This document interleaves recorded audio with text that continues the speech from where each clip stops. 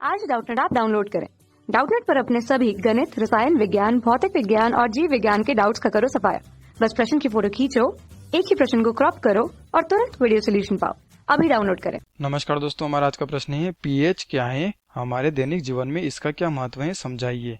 तो हम सर्वप्रथम देखते हैं कि पीएच क्या होता है। दोस्तों, पीएच का पूरा नाम पोटेंशियल ऑफ हाइड्रोजन होता है। क्या होता है? पोटेंशियल ऑफ हाइड्रोजन होता है। और यह क्या होता है? यह एक प्रकार की स्केल होती है। हम कह सकते हैं कि यह एक प्रकार की स्केल होती है जिसके कारण हम देख सकते हैं कि अम्लीय है कोई पदार्थ या कोई रासायनिक पदार्थ जो होता है वह या तो अम्लीय है या क्षारीय है, अम्लीय है या क्षारीय है या न्यूट्रिशनल है। ठीक है, तो हम इस स्केल के माध्यम से पता लगा सकते हैं, जिसे हम पीएच स्केल के नाम से जानते हैं। किस नाम से जानते हैं? पीएच स्केल के नाम से। तो दोस्तों, हम कह सकते हैं कि पीएच क्या होता है? अम्लीय तथा क्षारीयता का माप होता है। क्या होता है? अम्लीय और क्षारीयता का माप होता है। जैसे कि दोस्तों, उदाहरण के लिए हम मान लेते हैं कि यह एक पीएच स्केल है। ठीक है, पीएच स्केल है जिसमें 1 से लगाकर 7 तक जो होता है वह 7 से कम जो होता है उसमें जो पीएच होता है वह पीएच का मान कम होता है। अगर पीएच का मान कम होगा तो वह अम्लीय होगा, यानी कि हम कह सकते हैं कि एसिडिक होगा।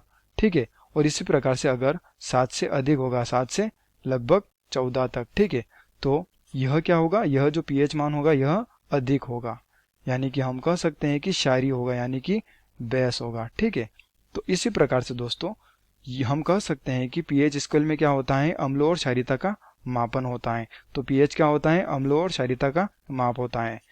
अब देखते हैं इस पीएच का मानव के दैनिक जीवन काल में क्या महत्व होता है।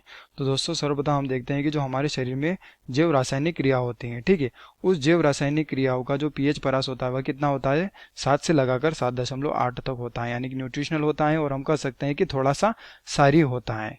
ठीक है, और इसमें अगर थोड़ा सा भी परिवर्तन आ जाए, यानी कि इस पीएच में अगर थोड़ा सा भी परिवर्तन आ जाता है तो यह हमारे शरीर के लिए अति घातक सिद्ध हो सकता है, यानी कि हमारे शरीर पर घातक प्रभाव हो सकता है। ठीक है, इसके अतिरिक्त दोस्तों हम देख सकते हैं कि एक और महत्व, जो वर्षा होती है उस वर्षा का पीएच भी हम पता लगा सकते हैं इस पीएच स्केल के द्वारा। ठीक है, तो 5.6 जो अम्लीय वर्षा होती है उसका पीएच होता है। ठीक है, कितना होता है? 5.6। तो इस प्रकार से हम पता लगा सकते हैं कि अम्लीय वर्षा हो रही है या नहीं। तो दोस्तों, जब अगर अम्लीय वर्षा होती है तो अम्लीय वर्षा का जल जो होता है अगर नदियों में चला जाता है तो नदियों का भी पीएच जो होता है वह कम हो जाएगा, यानी कि अम्लीय हो जाएगा, और जो जलीय जीव होते हैं उन पर हानिकारक प्रभाव पड़ता है। ठीक है, अब इसके अतिरिक्त दोस्तों हम एक और महत्व देखते हैं कि मृदा का। दोस्तों, मृदा का जो अगर पीएच कम होगा तो मृदा क्या होगी? अम्लीय होगी।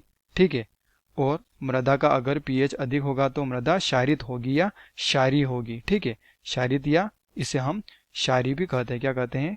क्षारीय। तो दोस्तों, इसी प्रकार से क्या होता है कि जो अलग अलग प्रकार के मसालेदार भोजन होते हैं वह क्या करते हैं? हमारी पेट की अम्लता को बढ़ा देते हैं, जिसकी वजह से हमारे पेट में गैस बनती है, यानी कि एसिडिटी बनती है। इस प्रकार की समस्या बन जाती है, और इस प्रकार की समस्या को दूर करने के लिए हम क्या करते हैं? कुछ क्षारीय प्रकृति के पदार्थ खाते हैं। क्या कहते हैं?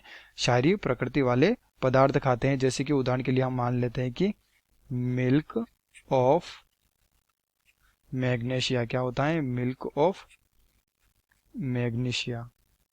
तो इस प्रकार के पदार्थ का हम ग्रहण करते हैं जब अगर हमारे पेट में एसिडिटी होती है तो दोस्तों, हमने देखा कि दैनिक जीवन में इसका महत्व और पीएच क्या होता है। तो धन्यवाद दोस्तों, आशा करता हूँ आपको यह उत्तर जरूर समझ में आया होगा।